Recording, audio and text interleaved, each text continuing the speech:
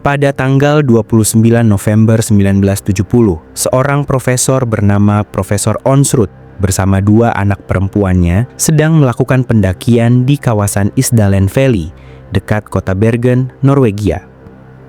Lembah ini dikenal penduduk lokal dengan sebutan Death Valley karena sering menjadi lokasi kasus bunuh diri. Dalam perjalanan, mereka mencium bau yang tidak biasa. Saat menelusuri sumbernya, mereka menemukan sesosok tubuh wanita yang telah terbakar. Kondisinya sudah parah sehingga sulit dikenali. Posisi tubuhnya juga tidak normal, terlentang dengan bagian lengan menekuk di sisi tubuh, sementara kakinya sedikit terangkat.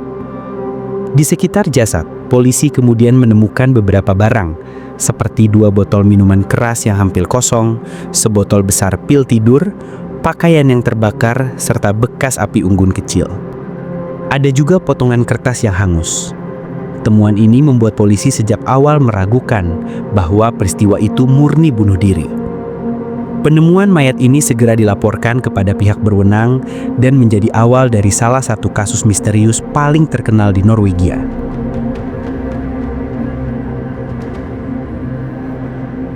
Setelah laporan masuk, tim kepolisian segera datang ke lokasi di lembah Isdalen. Kondisi medan yang sulit membuat proses evakuasi tidak mudah. Namun sejak awal, polisi sudah menemukan banyak kejanggalan pada kasus ini. Dari hasil pemeriksaan di tempat, jasad wanita tersebut terbakar parah tetapi tidak sepenuhnya menjadi abu. Wajahnya sulit dikenali dan tidak ada tanda-tanda identitas yang bisa dipastikan secara langsung. Polisi juga mencatat bahwa bagian tubuh tertentu, seperti pergelangan tangan, menunjukkan adanya luka memar. Hal ini menimbulkan dugaan awal bahwa sebelum terbakar, wanita itu mungkin mengalami kekerasan fisik. Barang-barang yang ditemukan di sekitar jasad semakin menambah misteri. Pakaian yang ada di dekat tubuhnya tampak hangus, dan hampir semua label pakaian tersebut dipotong dengan rapi. Sidik jarinya juga ternyata sudah dihapus dengan cara tertentu, sehingga menyulitkan proses identifikasi.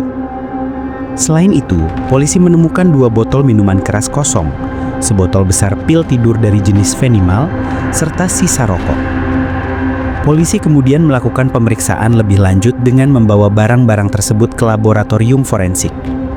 Dari hasil otopsi, diketahui bahwa wanita itu meninggal akibat keracunan campuran alkohol dan obat tidur, dengan adanya jejak karbon monoksida di paru-parunya. Hal ini menunjukkan bahwa ia masih bernafas ketika api mulai membakar tubuhnya. Kesimpulan awal polisi saat itu adalah bunuh diri. Namun, semakin lama kasus ini diselidiki, semakin banyak fakta yang justru membuat hipotesis itu sulit diterima. Setelah jasad wanita itu dibawa ke rumah sakit untuk proses otopsi, polisi menghadapi satu pertanyaan besar. Siapa sebenarnya wanita ini? Tidak ada dokumen identitas yang ditemukan di lokasi kejadian. Pakaian yang ditemukan di dekat tubuhnya seluruh labelnya dipotong dengan rapi. Sidik jarinya pun sempat sulit ditelusuri, karena sebagian besar sudah dihapus. Pencarian berlanjut ke stasiun kereta, hotel, dan berbagai lokasi di Bergen. Polisi kemudian menemukan 2 koper milik wanita itu yang ditinggalkan di stasiun kereta Bergen. Dari koper tersebut, mereka menemukan berbagai pakaian, wig, peralatan make up, kacamata tanpa lensa, serta sejumlah uang dari berbagai negara. Sama seperti pakaian di TKP, hampir semua label baju di dalam koper juga dipotong. Polisi juga menemukan catatan kecil yang berisi kode-kode misterius. Setelah diteliti, catatan itu ternyata berisi rute perjalanan yang ia lakukan di Norwegia, mulai dari Oslo, Stavanger, hingga Bergen. Setiap kali menginap di hotel, wanita ini selalu menggunakan nama palsu yang berbeda-beda. Catatan check-in hotel menunjukkan setidaknya 9 identitas yang ia gunakan selama bepergian. Karyawan hotel yang pernah bertemu dengannya menggambarkan sosok wanita itu sebagai seseorang dengan penampilan rapi, berbicara banyak bahasa asing, dan sering tampak berhati-hati. Dalam beberapa kesempatan, ia juga meminta pindah kamar secara tiba-tiba, seolah-olah sedang berusaha menghindari seseorang yang membuntutinya.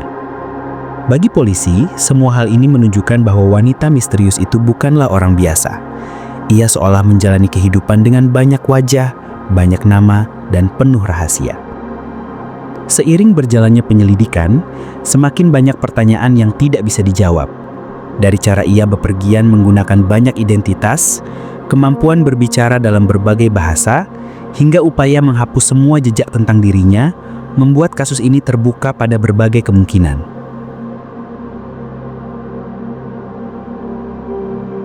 Teori pun bermunculan mengenai kematian misterius wanita ini. Teori pertama adalah bunuh diri. Hasil otopsi menunjukkan adanya campuran alkohol dan obat tidur dalam tubuh korban, yang bisa mendukung hipotesis itu. Lokasi lembah Isdalen sendiri sudah lama dikenal sebagai tempat orang mengakhiri hidup. Namun banyak hal tidak sesuai dengan skenario bunuh diri. Mengapa label pakaian dipotong? Mengapa sidik jarinya dihapus? Dan mengapa ada sisa bensin yang digunakan untuk membakar tubuhnya? Semua itu menunjukkan adanya campur tangan pihak lain. Teori kedua adalah pembunuhan. Ada dugaan bahwa wanita ini dibunuh lalu tubuhnya dibakar untuk menghilangkan identitas. Luka memar di tubuhnya juga menguatkan dugaan adanya tindak kekerasan sebelum ia meninggal. Namun, siapa yang melakukannya dan apa motifnya tetap menjadi misteri. Teori ketiga, yang paling banyak dipercaya, adalah bahwa ia seorang mata-mata. Peristiwa ini terjadi pada tahun 1970, di tengah masa Perang Dingin, saat Eropa menjadi ajang perebutan informasi antara blok Barat dan Timur. Fakta bahwa ia menggunakan banyak identitas, berbicara dalam berbagai bahasa, dan bepergian ke lokasi-lokasi strategis di Norwegia, memperkuat dugaan tersebut. Beberapa catatan menunjukkan bahwa ia sempat berada di sekitar lokasi uji coba senjata rahasia Norwegia. Hal ini membuat sebagian orang percaya bahwa ia adalah agen intelijen yang terbunuh dalam sebuah operasi rahasia. Meskipun teori spionase menjadi yang paling populer, tidak ada bukti resmi yang bisa memastikan hal tersebut. Hingga kini, semua teori itu tetap hanya spekulasi, tanpa jawaban yang pasti. Kasus Isdalen Woman akhirnya menjadi salah satu misteri terbesar di Norwegia. Setelah dilakukan berbagai pemeriksaan, polisi tetap tidak mampu mengungkap identitas wanita tersebut. Tidak ada keluarga yang datang menjemput, tidak ada negara yang mengakuinya, dan semua jejak tentang dirinya seolah disengaja dihapus. Wanita itu kemudian dimakamkan pada bulan Februari 1971 di Bergen, Norwegia. Prosesi pemakaman dilakukan dengan peti mati putih sederhana. Para polisi yang terlibat dalam penyelidikan hadir sebagai pengganti keluarga, karena hingga hari itu tidak ada seorang pun yang mengaku memiliki hubungan dengan korban. Meskipun penyelidikan resmi ditutup, kasus ini terus menarik perhatian masyarakat. Beberapa dekade kemudian, tim peneliti mencoba membuka kembali penyelidikan dengan teknologi modern. Analisis isotop gigi korban menunjukkan bahwa ia kemungkinan besar berasal dari wilayah Eropa Timur atau Tengah. Hasil uji DNA pun sempat dilakukan, namun tetap tidak menghasilkan identitas yang pasti. Rekonstruksi wajah 3D yang dibuat pada tahun 2016 kemudian dipublikasikan ke seluruh dunia, dengan harapan ada seseorang yang mengenali sosok itu. Namun hingga hari ini, tidak ada jawaban pasti. Lebih dari 50 tahun setelah ditemukan, wanita itu masih dikenal hanya dengan satu nama, Isdalen Woman. Sebuah misteri yang mungkin tidak akan pernah terpecahkan.